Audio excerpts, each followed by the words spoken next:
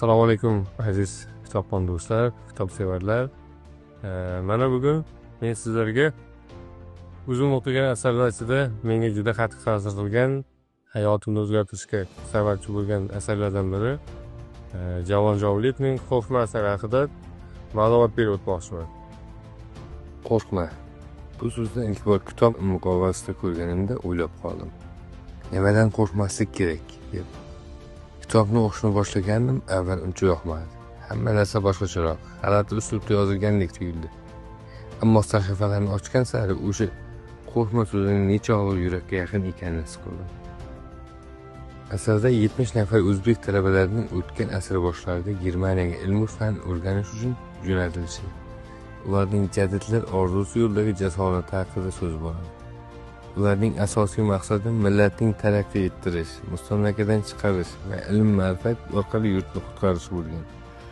Afsuski, shunday buyuk orzu bilan qaytgan bu talabalarni Sovet hukumati xalq dushmani deb qatag'on qilgan.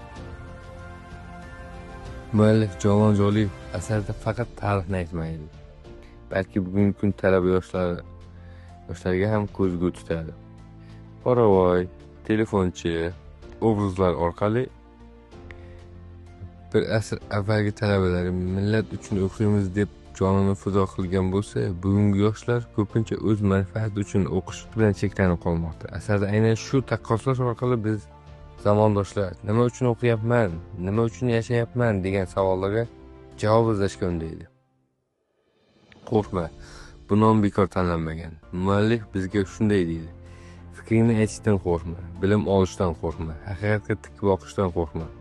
Chunki haqiqiy qo'rqoq hayotda haq so'zni ayta olmagan, millat uchun xizmat qilishdan chetda turgan insondir. Asarda muallif nafaqat o'tmishni, balki hozirgi ta'lim tizimidagi muammolarni ham ochiq ko'rsatib beradi. Poraxo'rlik, ma'naviy inqiroz, maqsadsizlik va faqat mansab ortidan quvish. Shu bilan birga u bizga yechimni ham taklif qiladi. Ilm va ma'rifat orqali qo'rqmas avlodni tarbiyalash. Bu asar yosh avlod uchun nafaqat tarixiy saboq, balki kuchli ruhiy silkinish ham. U sizni o'ylashga, o'z maqsadlaringizni qayta ko'rib chiqishga majbur qiladi. Mening xulosam shu: men qo'rqmaslikni o'rganaman. Faqat nafsim uchun emas, millatim uchun o'qiyman. Va bilamanki, ilm va jasorat orqali har qanday qo'rquvni yengish mumkin. 100 yil avvalgi o'sha 70 talaba bugun ham oramizda yashaydi. Ularning orzusi, jasorati, ruhi bizda davom etmoqda. Shuning uchun men aytaman: qo'rqmang davrdoshlarim. Millat taqdiri uchun siz so'z aytishdan, o'qishdan, fikrlashdan hech qachon qo'rqmang. Aziz kitobxon do'stlar, mana bu Javon Jovlievning Qo'rqma asari 7 yoshdan 70 yoshgacha bo'lgan o'quvchilar qalbidan chuqur joy oladi degan o'ydaman va bu asarni o'quvchi yoshlar, talaba yoshlar o'rtasida ko'proq mashhur bo'lishini istagan bo'lardim. Chunki ko'pchilikning hozirgi kundagi yashash tarzini o'zgartirishga, fikr-xayollarini o'zgartirishga sababchi bo'ladigan asar deb o'ylayman. Va sizlarga ham o'qishni tavsiya etaman.